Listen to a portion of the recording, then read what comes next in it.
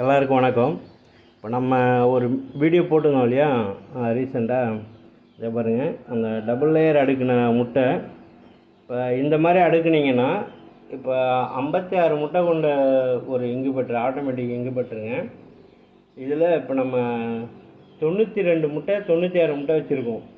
இப்போ இதில் இதே மாதிரியே வச்சு இப்போ நம்ம ட்ரே மாற்றிருக்கோம். மாற்றிட்டே பாருங்கள், இன்றைக்கி 20வது நாள். குஞ்சு பொரிப்பு இருக்குது பாருங்கள், எப்படி இருக்குன்னு பாருங்கள். பொரிப்புத்தன்மை எப்படி இருக்குன்னு பாருங்கள். அதே மாதிரி அதே இன்குபேட்டர் தான், சேம் இன்குபேட்டரு. நீங்களும் இது மாதிரியே கம்மியான ரேட்டில், அதாவது ஒரே இன்குபேட்டரில் 2 இன்குபேட்டருக்குள்ள முட்டையை வச்சு நம்ம இப்போ பொரிப்புத்தன்மை உருவாக்கியிருக்கோம். ரிசல்ட் எப்படி இருக்குன்னு பாருங்கள்.